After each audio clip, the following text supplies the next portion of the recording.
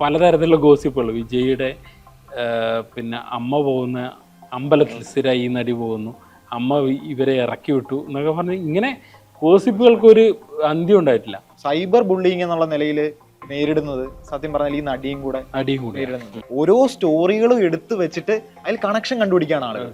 അത് എല്ലാം ബേസ് ചെയ്തിരിക്കുന്നത് ഈ പറയുന്ന സംഗീതയുടെ വിവാഹമോചന ഹർജിയാണ്. സ്റ്റാലിനോ ഉദയനിധിയോ അവരാണല്ലോ ഇലക്ഷൻ നയിക്കുന്നത്. അപ്പൊ അവർ രണ്ടും ഇതുവരെ വിജയെ പേരെടുത്ത് പരാമർശിച്ചു കഴിഞ്ഞാൽ ഇപ്പൊ എന്റെ ഏറ്റവും വലിയ ശത്രു സ്റ്റാലിനാണെന്നൊക്കെ പറഞ്ഞു. പക്ഷെ സ്റ്റാലിൻ ഇതുവരെ മെയിൻറ്റെയിൻ ചെയ്തിട്ടില്ല. തമിഴ് സിനിമയിലെ സൂപ്പർ താരം വിജയ് രാഷ്ട്രീയത്തിൽ ഇറങ്ങിയതും അത് ഉണ്ടാക്കുന്ന സെൻസേഷൻ വാർത്തകളുമാണ് എപ്പോഴും ബോണസ് കണ്ടന്റിന്റെ ഒരു പ്രധാന വിഭവം. ഇത്തവണയും വിജയുമായി ബന്ധപ്പെട്ട ഒരു വാർത്തയാണ് ബോണസ് കണ്ടന്റ് ചർച്ച ചെയ്യുന്നത്.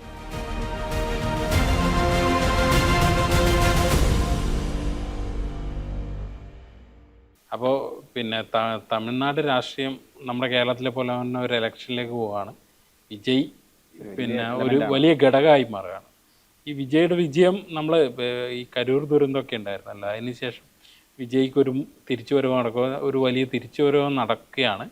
അല്ലെങ്കിൽ ആ രീതിയിലുള്ള പ്രചരണങ്ങൾ മുന്നോട്ട് പോകുമ്പോഴാണ് ഇപ്പോൾ ഒരു പുതിയ വാർത്ത, വിജയുടെ ഭാര്യ ഫയൽ ചെയ്ത വിവാഹമോചന ഹർജി പുറത്തു വന്നത്.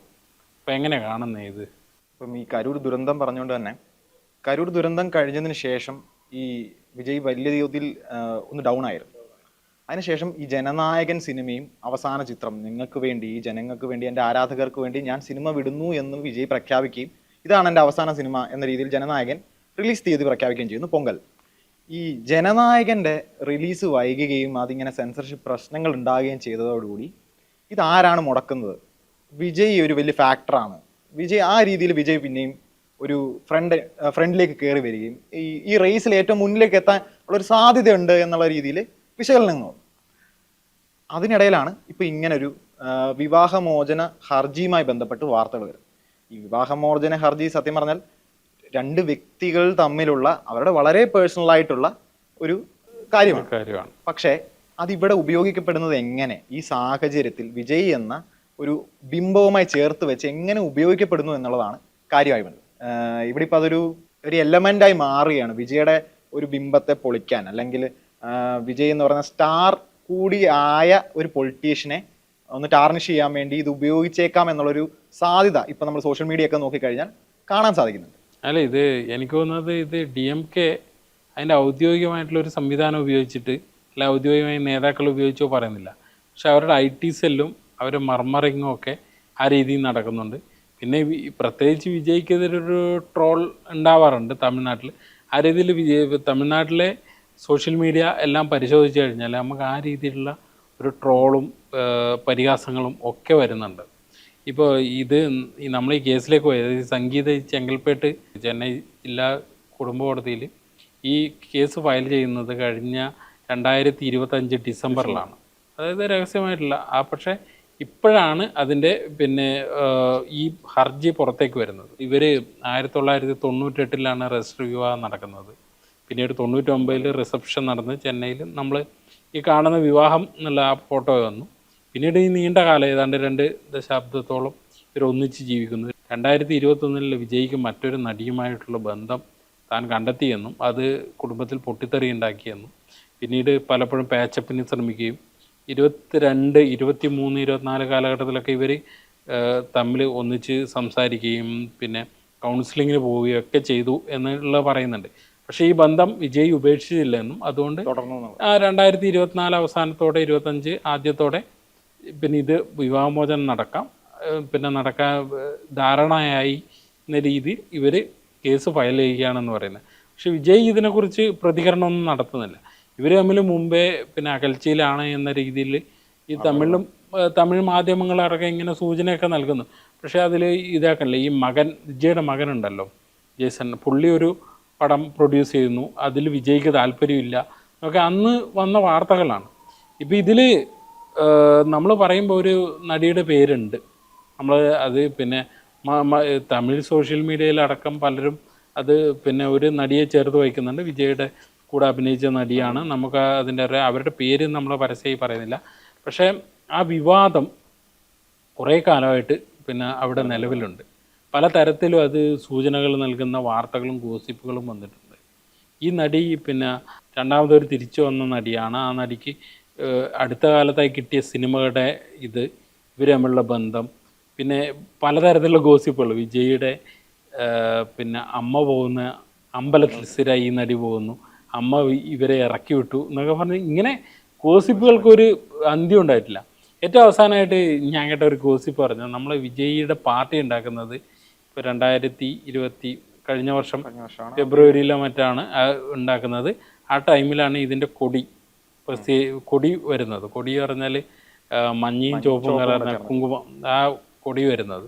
അതിനു മുമ്പ് ഇറങ്ങിയ വിജയുടെ പടം ഗോട്ടിൽ ഈ നടി ഒരു പിന്നെ ഡാൻസ് കളിക്കുന്നുണ്ട്. ആ ഡാൻസ് കളിക്കുന്ന അവരെ കോസ്റ്റ്യൂം ഈ പാർട്ടിയുടെ കൊടിയാണെന്നൊക്കെ പറഞ്ഞ റൂമേഴ്സ് ആ മുതൽ ഈ കൊടി പുറത്തിറങ്ങുന്നതിന് മുമ്പട്ടെ അവരത് ആ രീതിയിലാണ്. ഇപ്പം ഇങ്ങനെ പല ഗോസിപ്പുകളുണ്ട്. അതൊന്നും നമ്മൾ പിന്നെ വാലിഡേറ്റ് ചെയ്യാനോ ഇതോ പോകുന്നില്ല. പക്ഷേ ഇതിൽ ആത്യന്തികമായിട്ട് എനിക്ക് ഒരു ശ്രദ്ധേയ കമൻറ്റ് തോന്നിയത് തമിഴ്നാട്ടിലെ BJPയുടെ നേതാവായ അണ്ണാമലൈ പറയുന്നതാണ്. അപ്പോൾ BJPക്ക് പിന്നെ വിജയിൽ വെസ്റ്റഡ് ആയിട്ടുള്ള ഇൻട്രസ്റ്റ് ഉണ്ട്. കാരണം DMK എതിർക്കുകയും DMKയുടെ ഭാഗത്തുള്ള വോട്ടുകൾ ചോർത്താനുള്ള ശേഷിയുള്ള ഒരു പൊട്ടൻഷ്യൽ നേതാവാണ് വിജയ്. ഇവർക്കും വെല്ലുവിളിയാണ്. അതായത് ADMK BJP NDA മുന്നണിക്ക് ഒരു വെല്ലുവിളിയാണ്. അതുപോലെ പക്ഷേ അവർ DMKക്കാണ് കൂടുതൽ ക്ഷത ഏൽപ്പിക്കുക എന്നുള്ളതാണ് ADMK BJP ഇപ്പോൾ കണക്കൂട്ടുന്നത്. അതുകൊണ്ട് തന്നെ അവർക്ക് വെസ്റ്റഡ് ഇൻട്രസ്റ്റ് ഉണ്ടാവും. പക്ഷേ ആ പറഞ്ഞതിലൊരു കാര്യമുണ്ട്. അതായത് ഇത് രണ്ട് വ്യക്തികൾ തമ്മിലുള്ള പ്രശ്നമാണ്. ഇതൊരു രാഷ്ട്രീയമായി ഉപയോഗിക്കാൻ പറ്റുമോ എന്നുള്ള കാര്യം പറ്റില്ല, ഉപയോഗിക്കില്ല എന്ന് തന്നെ പുള്ളി പറയുന്നുണ്ട്. പക്ഷെ അതിനുശേഷം അണ്ണാമലൈ പറയുന്നൊരു കാര്യമുണ്ട്. വിജയ് ഒരു താരം എന്നുള്ള നിലയിൽ വിജയ് വിചാരിച്ചത് വിജയ് വന്ന് കൈ കാണിച്ചാൽ ആളുകൾ കൈയടിക്കുകയും കൂടെ വരികയൊക്കെ ചെയ്യും.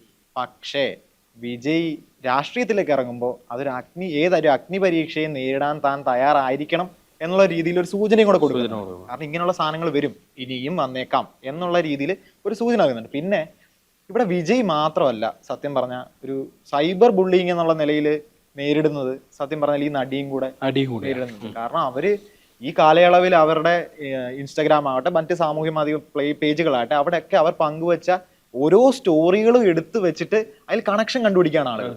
അത് എല്ലാം ബേസ് ചെയ്തിരിക്കുന്നത് ഈ പറയുന്ന സംഗീതയുടെ വിവാഹമോചന ഹർജിയാണ്. അത് ഒരു അഭിഭാഷകൻ തൻ്റെ കക്ഷിക്ക് വേണ്ടി തയ്യാറാക്കിയ ഒരു ഹർജി പ്രകാരം അതിൻ്റെ ഓരോ വാക്കുകളും എടുത്തിട്ടാണ് ആളുകൾ ഇപ്പോൾ സ്ക്രൂട്ടനൈസ് ചെയ്തുകൊണ്ടിരിക്കുന്നത്.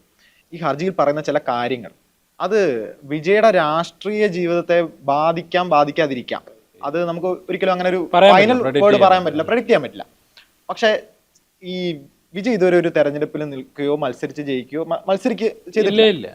പക്ഷെ വിജയുടെ ഒരു വോട്ട് ബേസ് കിടക്കുന്നതെന്ന് പറഞ്ഞു കഴിഞ്ഞാൽ ഏറെക്കുറെ ഒരു 18 വയസ്സ് മുതൽ 40 വയസ്സ് വരെയുള്ള യുവാക്കൾ, സ്ത്രീകൾ, പെൺകുട്ടികൾ. ഏറ്റവും അവസാനം അവരുടെ ക്യാമ്പയിൻ എന്ന് പറയുന്നത് ഈ പിന്നെ ഈ തമിഴ്നാട്ടിലെ രാഷ്ട്രീയം നമുക്കറിയാം, ഈ ഇളവശ രാഷ്ട്രീയം, അതെ, ഫ്രീബീസിനെതിരെ. അപ്പോൾ ഈ ഫ്രീബീസിനെതിരെ ഒരു ക്യാമ്പയിൻ TV-ക്ക് നടത്തി വിചാരിച്ചാൽ ഈ പിന്നെ കോളേജ് പിള്ളേർക്ക് ലാപ്ടോപ്പ് കൊടുക്കും. അപ്പോൾ സ്റ്റാലിൻ സാർ നിങ്ങളുടെ ലാപ്ടോപ്പ് ഞങ്ങൾ വാങ്ങും, പക്ഷെ വോട്ട് വിജയിക്ക് എന്ന് പറയുന്നൊരു ക്യാമ്പയിൻ നടത്തരുത്. അപ്പോൾ ഈ സാധനം ഇത് വരുമ്പോൾ വിജയ് ഒരു ശക്തമായ ഒരു ഹൈബ്രിഡ് മോഡൽ രാഷ്ട്രീയം മുന്നോട്ട് വെക്കുന്നു. കൃത്യമായ ഒരു വോട്ട് ഷെയർ, ഒരു ഇന്ന വിഭാഗം എനിക്ക് വേണ്ടി വോട്ട് ചെയ്യുമെന്നുള്ള ഒരു ധാരണയിൽ നിൽക്കുന്നു. ആ സമയത്താണ് ഇത്തരത്തിലൊരു വിവാഹമോചന ഹർജിയും സാധനമൊക്കെ വരുന്നത്. ഈ മുൻനിര നേതാക്കൾ ഞങ്ങളിതൊരു രാഷ്ട്രീയപരമായി ഉപയോഗിക്കില്ല എന്ന സ്റ്റേറ്റ്മെന്റ് ഇറക്കുമ്പോൾ തന്നെ ഗ്രൗണ്ടിൽ ചിലപ്പം അതങ്ങനെ ആയിരിക്കില്ല പ്രതിഫലിപ്പിക്കുക. അതായത് നിങ്ങളുടെ നേതാവ് എന്ന് പറഞ്ഞ് തുടങ്ങുന്ന സെന്റൻസ് എങ്ങനെ ആയിരിക്കും പല പ്രസംഗങ്ങളും അവസാനിപ്പിക്കുക എന്നുള്ളത് നമുക്ക് ഊഹിക്കാവുന്നേ ഉള്ളൂ. അങ്ങനെ വന്നു കഴിയുമ്പോൾ വിജയ് ഉയർത്തുന്ന ഒരു രാഷ്ട്രീയം ഉണ്ടല്ലോ, അതായത് അമ്മ, തങ്കച്ചി, നൻപൻ എന്ന് പറയുന്ന ഈ ഒരു ഫ്ലേവറിനെ ഇതിനെ ചിലപ്പം ഒന്ന് സ്വാധീനിക്കാൻ കഴിഞ്ഞു. കാരണം വൈകാരികമായി പ്രതികരിക്കുന്ന ഒരു വലിയൊരു വിഭാഗം ഉണ്ട് അവിടെ. തമിഴ്നാട്ടിലെ പൊളിറ്റിക്സ് അങ്ങനെയാണ്, അങ്ങനെ ഒരു ലെയർ കൂടി ഉണ്ടല്ലോ അതിന്. അതുകൊണ്ട് തന്നെ ഇത് പറയാൻ പറ്റില്ല ഏത് രീതിയിലാണ് ഇതാക്കുക. പിന്നെ പറയുന്നത് പറഞ്ഞാൽ അവിടെ തമിഴ്നാട്ടിലെ ഒരു പിന്നെ രാഷ്ട്രീയം നമുക്ക് നോക്കിയാൽ ഇങ്ങനെ ഒരു പാറ്റേൺ, അതായത് പിന്നെ സ്ത്രീകളുമായി ചേർത്ത് വെക്കുന്ന ഒരു പാറ്റേൺ ഒരു നേതാക്കൾക്ക് ഉണ്ടാകുന്നുണ്ട്. ഇപ്പോൾ കരുണാനിധിയെ കുറിച്ച് പറയുകയാണെങ്കിൽ അദ്ദേഹത്തിന് 3 ഭാര്യമാരാണെന്ന് പറഞ്ഞിട്ടാണ് എതിരാളികൾ പോലും പറയാറ്. അപ്പോൾ ഈ ജയലളിത, MGR കാലഘട്ടം നമുക്കറിയാം. ഇപ്പോൾ ഈ കാലഘട്ടത്തിൽ വന്ന് വിജയ്ക്ക് മുമ്പ് തന്നെ വിജയിയെ ഈ പേര് ചേർത്ത് ഈ ജയലളിത പിന്നെ MGR കാലഘട്ടത്തോട് താരതമ്യം ചെയ്യുന്ന ഒരു രീതി ഉണ്ടായിരുന്നു. പക്ഷെ അതിന് ഒരു കൺഫർമേഷൻ കിട്ടിയ പോലെയാണ് ഇപ്പോൾ ഈ ട്രോളുകളൊക്കെ വരുന്നത്. മാത്രമല്ല ഈ നമുക്കൊരിക്കലും ഇതിനു മുമ്പ് ഉണ്ടായിരുന്ന അല്ലെങ്കിൽ താര നേതാക്കളെ ഒന്നും വിജയെ താരതമ്യപ്പെടുത്താൻ കഴിയില്ല. കാരണം ഒന്നാമത് ഈ MGR ആണെങ്കിലും കരുണാനിധിയാണ്, പ്രത്യേകിച്ച് കരുണാനിധി എന്ന് പറയുന്ന വ്യക്തിക്ക് ഈ ദ്രാവിഡ മണ്ണിൽ വളരെ ആഴമേറിയ വേരോട്ടം ഉള്ളൊരു മനുഷ്യനാണ്. MGR ആണെങ്കിലും ഈ താരപ്രഭയ്ക്ക് അപ്പുറത്തേക്ക് അത് മുഖ്യമന്ത്രിയായി മാറുന്ന സമയത്ത് മുഖ്യമന്ത്രി എന്നുള്ള നിലയിൽ, തലൈവർ എന്നുള്ള നിലയിൽ ഒരു ഇമേജ് ഉണ്ടാക്കിയെടുക്കാൻ പറ്റിയ ഒരാളാണ്. വിജയ് എന്ന് പറയുന്ന ആള് കൃത്യമായ ഒരു സ്റ്റാർ മാത്രമാണ് ഇപ്പോഴും. അദ്ദേഹത്തിന്റെ പ്രചരണങ്ങളിൽ കാണിക്കുന്ന അദ്ദേഹത്തിന്റെ ഒരു മെത്തേഡ് എന്ന് പറയുന്നത് സത്യം പറഞ്ഞാൽ സിനിമാറ്റിക് ആണ്. അത് ഞാൻ ഈ അടുത്ത കാലത്ത് ഒരു ഇന്റർവ്യൂ, ഒരു തമിഴിലൊരു വീഡിയോ കണ്ടതാണ്. അപ്പോൾ അവർ അതിലൊരു മുതിർന്ന മാധ്യമപ്രവർത്തകൻ അയാൾ കമ്പയർ ചെയ്യുക രണ്ട് പാർട്ടിയെ. എന്നിട്ട് പിന്നെ ഒരു വിജയുടെ പാർട്ടിയുടെ ഒരു യുവ അണീനെ പിടിച്ചെടുത്തിട്ട് ചോദിക്കുക, നിങ്ങൾ പിന്നെ മറ്റേ വിജയിനെ കോൾ ചെയ്യും, അല്ലെങ്കിൽ ബിസി ആനന്ദിനെ കോൾ ചെയ്യും, ആദവ് അർജുനെ കോൾ ചെയ്യും, ഇവരൊക്കെ നേതാക്കന്മാരാണ്, ഈ ബിസി ആനന്ദ് ആദവ് കോൾ ചെയ്യും. അപ്പോൾ ഈ പയ്യൻ ഏതോ ജില്ലാ നേതാവാറ്റാ, നമ്പറല്ല അവരെ വിളിച്ചാൽ കിട്ടില്ല എന്ന് പറയുന്നത്. എന്നിട്ട് ഈ പത്രക്കാരൻ പറയും, ഞാൻ ഇപ്പോൾ വേണമെങ്കിൽ പിന്നെ സ്റ്റാലിൻ്റെ ഓഫീസിൽ വിളിക്കട്ടെ, അല്ലെങ്കിൽ പിന്നെ എടപ്പാടി പഴനിസ്വാമി വിളിക്കട്ടെ. ഇത് നിങ്ങൾ എന്ത് കക്ഷിയാണ്, നിങ്ങൾ താരപ്പാർട്ടിയാണ് ഇപ്പോഴെന്ന് പറയുന്നുണ്ട്. അത് അവരെ വിമർശനമായിരിക്കാം, പക്ഷെ അങ്ങനെ ഒരു സാധനം, ഒരു സംഭവം ഇതിൽ നിലനിൽക്കുന്നുണ്ട്. വിജയ് മത്സരിക്കാൻ പോകുന്ന അല്ലെങ്കിൽ മത്സരിക്കുമെന്ന് നമ്മൾ വിചാരിക്കുന്നു. വിജയുടെ അപ്രൂവൽ കിട്ടിയിട്ടുണ്ടോ അറിയില്ല. പേരമ്പൂർ എന്ന് പറയുന്ന ആ മണ്ഡലത്തിന്റെ ഒരു സ്വഭാവം കൂടെ അപ്പം നോക്കേണ്ടി വരും. കാരണം ഈ പേരമ്പൂര് ഇപ്പം DMK ആണ്. 54,000-ഓളം വോട്ടിന്റെ ഭൂരിപക്ഷത്തിൽ RD ശേഖർ ജയിച്ച മണ്ഡലമാണ്.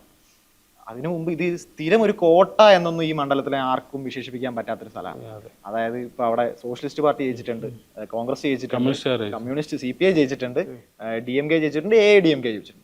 അപ്പം അവിടെ ഒരു സാധ്യത അവർ കാണുന്നുണ്ട്. ഇത്തരം ഒരു കൃത്യമായ ഒരു ഫീൽഡ് ഒരുക്കിക്കൊണ്ടിരിക്കുമ്പോഴാണ് ഇത്തരത്തിലുള്ള വിവാദങ്ങൾ കണ്ടിന്യൂസ് ആയിട്ട് വരുന്നത്. അവിടെയാണ് ഇത് വിജയെ ടാർഗറ്റ് ചെയ്തുകൊണ്ട് പ്രചരണങ്ങൾ നടക്കുന്നുണ്ട്. ഇപ്പം സംഗീതയുടെ ഒരു ഹർജി അതുമായിട്ട് ബന്ധപ്പെട്ടതാകണമെന്നില്ല, അത് അവരുടെ കൃത്യമായ പേഴ്സണൽ ആയിട്ടുള്ള ഇതാണ്. പക്ഷെ അതിനോട് ചേർത്ത് നിർത്തിയിട്ടുള്ള പ്രചരണങ്ങൾ ഈ സ്റ്റാർ ഗോസിപ്പ് പോലെ വിജയെ അതിലേക്ക് തന്നെ കൊണ്ടിടാൻ ശ്രമിക്കുന്നതിന്റെ പിന്നിലെ ഒരു കാരണം അത് ഈ പറയുന്ന ആ ഫീൽഡ് കൃത്യമാണെന്നുള്ളൊരു തോന്നലാണ്. എതിർ കക്ഷികൾക്കുള്ള ഒരു തോന്നലായിരിക്കാം. അവർ IT സെല്ലുകൾ അങ്ങനെ വിചാരിക്കുന്നുണ്ടായിരിക്കും. ഞാൻ ഇന്നലെ പിന്നെ ഇവർ IT സെല്ലുണ്ട്, DMK ആയിട്ട് ബന്ധപ്പെട്ട ഒരു പേജിൽ കണ്ട ഒരു ഒരു ഓഡിയോ ആണ്. അത് ഓഡിയോയിൽ എത്ര സത്യമുണ്ടോ അറിയില്ല, അവർ വ്യാപകമായി പ്രചരിക്കുന്നുണ്ട് തമിഴ്നാട്ടിൽ. അതായത് നമ്മുടെ അണ്ണനെ ഫുൾ ടാർഗറ്റ് ചെയ്യുകയാണ്. ആദ്യം കരൂര് പറഞ്ഞു, ഈ കരൂരിൻ്റെ പേരിൽ CBI ഓഫീസിലേക്ക് കൊണ്ടുപോയി ഇരുത്തി ഞങ്ങളുടെ പടം തടയിപ്പിച്ചു. ഇനിയിപ്പോൾ അടുത്തത് സംഗീതയാണ്. അപ്പോൾ ഇങ്ങനെ ഈ ഘട്ടം ഘട്ടമായി നമ്മുടെ അണ്ണനെ ടാർഗറ്റ് ആ രീതിയിലാണ് നമ്മൾ ക്യാമ്പയിൻ ചെയ്യേണ്ടതെന്നുള്ള പറഞ്ഞു കൊടുക്കുകയാണ്. പക്ഷെ അതിൽ എത്രത്തോളം സത്യം ഉണ്ടായില്ല. അത് എതിരാളികളെ ഇറക്കിയതോ എന്തോ ആവാം, അതിൻ്റെ വാലിഡേഷൻ നടത്താൻ നമ്മൾ ആ ഓഡിയോ അല്ല. പക്ഷേ ഇതിൽ വേറൊരു സംഭവമുണ്ട്. ഈ തമിഴ്നാട്ടിലൊരു യൂട്യൂബർ ഉണ്ട്, സൗക്ക് ശങ്കർ എന്ന് പറയും. സൗക്ക് ശങ്കർ എന്ന് പറഞ്ഞാൽ അവിടുത്തെ ഒരു റിബലാണ്, DMKക്ക് എതിരാണ്. അപ്പോൾ ഈ സൗക്ക് ശങ്കർ ഏതാണ്ട് ഒരു 2 ആഴ്ച മുമ്പ് പുള്ളി നമ്മൾ ഇതേപോലെ ബോണസ് കണ്ടന്റ് ഇരിക്കുന്ന പോലെ ഇരുന്നിട്ട് ചർച്ച ചെയ്യും. അപ്പോൾ ഇതിൽ സൗക്ക് ശങ്കർ പറയുന്നൊരു കാര്യമുണ്ട്, ഒരു 2 ആഴ്ചക്കുള്ളിൽ വിജയ്ക്കെതിരെ ഒരു വലിയ സാധനം വരും, വളരെ വ്യക്തിപരമായിട്ടില്ല. DMK അവർക്ക് അഭിമാനം ഉണ്ടെങ്കിൽ ഇതൊന്നും ടേക്ക് ഓവർ ചെയ്യില്ല എന്നാണ് ഞാൻ വിചാരിക്കുന്നത്. ചിലപ്പോൾ അതായിരിക്കാം ഇത്. അപ്പോൾ പിന്നെ ഇതിലൊരു കളിയുണ്ടോ അല്ലെങ്കിൽ വിജയ്ക്കെതിരെ ഒരു നീക്കമാണോ എന്ന രീതിയിൽ സംശയിക്കാനുള്ള സാധനങ്ങളും ഉണ്ട് എന്നാണ് എൻ്റെ അഭിപ്രായം. പക്ഷേ ഇത് ഒരു രാഷ്ട്രീയത്തിൽ ഇറങ്ങുമ്പോൾ, ഒരു താരം എന്ന നിലയിൽ രാഷ്ട്രീയത്തിൽ തമിഴ്നാട്ടിലൊക്കെ ഇറങ്ങുമ്പോൾ, കാരണം ഇയാളൊരു താരമാണ്, ഒരു പിന്നെ അത്രയും ഗ്ലാമറസ് ആയ ഒരു ഇൻഡസ്ട്രി ആയിട്ട് ഇത്രയും കാലം ബന്ധപ്പെട്ട് കിടക്കുന്നതാണ്. പക്ഷേ 20 കൊല്ലമായിട്ട് ഇയാൾ ഒരു കുടുംബസ്ഥനായ മനുഷ്യനാണ്. ഇങ്ങനെയൊക്കെ ഉണ്ടെങ്കിൽ പോലും ഇങ്ങനെയൊക്കെ ആരോപണങ്ങൾ വരും. ഈ ആരോപണം മുമ്പേ എയറിലുണ്ടായതാണ്. അതിനെ വാലിഡേറ്റ് ചെയ്യാൻ സ്വന്തം ഭാര്യയുടെ ഒരു ഇത് ഉപയോഗിച്ചിട്ട് അയാൾക്കെതിരെ ഉണ്ടാവും. പക്ഷെ എനിക്ക് തോന്നുന്നില്ല, ഇപ്പോൾ സ്റ്റാലിനാണെങ്കിൽ പോലും ഈ DMKക്കാർ പിന്നെ വിജയിയെ നേരിട്ട് ഇതുവരെ അഭിസംബോധന ചെയ്തില്ല. അവരുടെ 2ാം നിര 3ാം നിര പിന്നെ സ്റ്റാലിനോ ഉദയനിധിയോ ഒക്കെ കഴിഞ്ഞിട്ടുള്ള നിരയൊക്കെ വിജയ്ക്കെതിരെ പറഞ്ഞിട്ടുണ്ടെങ്കിൽ പോലും സ്റ്റാലിനോ ഉദയനിധിയോ അവരാണല്ലോ ഇലക്ഷൻ നയിക്കുന്നത്. അപ്പോൾ അവർ രണ്ടും ഇതുവരെ വിജയെ പേരെടുത്ത് പരാമർശിക്കാൻ പോലും ഇതില്ല. വിജയ് പല പ്രാവശ്യം പല മീറ്റിങ്ങുകളിലും പിന്നെ ഇത് ആദ്യത്തെ മീറ്റിങ്ങിൽ മറ്റേ സ്റ്റാലിൻ അങ്കിൾ എന്ന് വിളിച്ചത് തൊട്ട് ഇപ്പോൾ എൻ്റെ ഏറ്റവും വലിയ ശത്രു സ്റ്റാലിനാണെന്നൊക്കെ പറഞ്ഞു. പക്ഷെ സ്റ്റാലിൻ ഇതുവരെ മെയിൻറ്റെയിൻ ചെയ്തിട്ടില്ല. അതേസമയം ഈ AIADMK പിന്നെ BJP സഖ്യം വിചാരിക്കുന്ന വിജയ് ഞങ്ങളുമായി കൂട്ടുകൂടുമായിരിക്കും എന്നുള്ള ഒരു നിലയിലിരിക്കുകയാണ്. പക്ഷെ വിജയ് ഇപ്പോഴും എനിക്ക് തോന്നുന്നത് ഇപ്പം ഈ വിവാദം വന്നാലും അതിന് പുള്ളി അഡ്രസ്സ് ചെയ്യുമോ എന്ന് പറയാൻ കഴിയില്ല. കാരണം പേഴ്സണലായി ഒരു സാധ്യതയില്ല, പേഴ്സണലായിട്ടുള്ള ഒരു കാര്യമായിട്ട് വിടും എന്നാണ് എനിക്ക് തോന്നുന്നത്. പുള്ളി ഇപ്പോൾ പൂർണ്ണമായിട്ട് ഫോക്കസ് ചെയ്തിരിക്കുന്നത് ഇലക്ഷനിലാണ്. ഇലക്ഷനിൽ എന്താണ് അവരുടെ പിന്നെ നമുക്ക് കിട്ടുന്ന റിപ്പോർട്ടുകളും ഈ പിന്നെ തമിഴ്നാട്ടിലെ സുഹൃത്തുക്കളൊക്കെ പറയുന്നത് യുവാക്കൾക്കിടയിൽ ഉണ്ടാക്കുന്ന ഈ പുള്ളിയുടെ ഇത് അത് തരംഗമുണ്ടാക്കാൻ അത് ഇങ്ങനെ ഒരു കഥയിലൂടെ നമുക്കറിയാലോ ഈ കനകങ്കാമിനി ആണല്ലോ ഈ രാഷ്ട്രീയത്തിലെ ഒരു പിന്നെ ഉയർച്ച തന്നെയാണ് ഒരാളെ ഒരു എതിരാളിയെ തകർക്കാൻ വേണ്ടി ഉപയോഗിക്കുന്നുള്ളത് വളരെ പരിതാപകരമായ കാര്യമാണ്. പക്ഷെ തമിഴ്നാടിന്റെ ഇപ്പോഴത്തെ ഒരു നില നോക്കിക്കഴിഞ്ഞാൽ അവിടെ വളരെ എഡ്യൂക്കേറ്റഡ് ആയിട്ട് രാഷ്ട്രീയ ബോധ്യത്തോടെ ജെൻസി എന്ന് പറയുന്നത് കേവലം ഒരു ആളുടെ സ്റ്റാർഡത്തിന് പുറകെ പോവുകയോ അല്ലെങ്കിൽ ഇന്ന നേതാവ് കൊള്ളാം, ഇന്ന നേതാവ് വളരെ അപ്രോച്ചബിൾ ആണ്, അത് അപ്രോച്ചബിൾ ആകാൻ കാരണം അവരുടെ ശരീരഭാഷ, അവർ നല്ല നല്ല ചിരിയാണ്, അതുകൊണ്ട് പുള്ളി കൊള്ളാം എന്ന് പറയുന്ന ഒരു വൈബ് ചിന്തിക്കുന്ന ആളുകളല്ല ഈ ജെൻസി എന്ന് പറയുന്ന ഒരു തലമുറ. അതിലൊരു വലിയ വിഭാഗം കൃത്യമായ രാഷ്ട്രീയ ധാരണയുള്ള ആളുകളാണ്.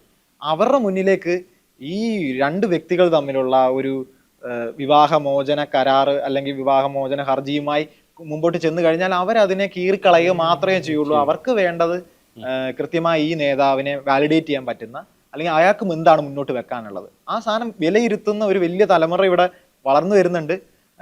അപ്പോഴും അണ്ണാമലൈ പറയുകയാണ് ഇവിടെ ഒരു അഗ്നിപരീക്ഷ നേരിടാൻ തയ്യാറാകണം എന്ന് പറയുന്നത്. ഈ അഗ്നിപരീക്ഷ എന്ന് ഇവർ ഉദ്ദേശിക്കുന്നത് മുഴുവൻ ഇതാണ്. ഞങ്ങളൊരു അല്പം മസാല കലർന്ന ചില വാർത്തകൾ കൊണ്ടുവരും, അല്ലെങ്കിൽ നിങ്ങൾക്കെതിരെ കുറച്ച് IT സെല്ല് വളരെ ഭീകരമായിട്ടുള്ള പ്രചാരണങ്ങൾ കൊണ്ടുവരും, അതിനെ നേരിടാൻ കൂടി തയ്യാറായിട്ട് വേണം ഇതിൽ ഇറങ്ങാൻ എന്നാണ് ഇവർ പറഞ്ഞു വെക്കുന്നത്. അത് ആണ് സത്യം പറഞ്ഞാൽ ഇനി അങ്ങോട്ട് വരുന്ന ഈ തെരഞ്ഞെടുപ്പ് കാലഘട്ടം മുഴുവൻ ഈ പറയുന്ന എല്ലാ സംസ്ഥാനങ്ങളിലും അതിനെ എങ്ങനെയാണ് ഈ പുതിയ തലമുറ നേരിടുന്നത്, അതിനോട് എങ്ങനെയാണ് പ്രതികരിക്കുന്നത് എന്നുള്ളതായിരിക്കും. പിന്നെ ഫാക്ട് ചെക്ക് ചെയ്യുക എന്നുള്ളതാണ് ഇപ്പോഴത്തെ, എനിക്ക് തോന്നുന്നു ഇപ്പോഴത്തെ ഒരു ജനറേഷൻ്റെ ഏറ്റവും വലിയ ക്രേസും അത് തന്നെയാണ്. ഫാക്ട് ചെക്ക് ചെയ്യുക, പൊളിക്കുക എന്നുള്ളതാണ്. അതിൽ ഇങ്ങനത്തെ വ്യാജ പ്രചരണങ്ങളും കാര്യങ്ങളും ഒക്കെ ഒഴുകിപ്പോകാനാണ് സാധ്യത. വിജയുടെ രാഷ്ട്രീയ ഭാവിയെക്കുറിച്ചുള്ള ഈ ബോണസ് കണ്ടലിൽ വിജയ് അവസാനമായി നേരിട്ട ഒരു പ്രതിസന്ധി കൂടിയാണ് ചർച്ച ചെയ്തത്. ഇത് ഈ താരത്തിൻ്റെ രാഷ്ട്രീയ വിജയത്തെ എങ്ങനെ ബാധിക്കുമെന്ന് നമുക്ക് കാത്തിരുന്നതാണ്.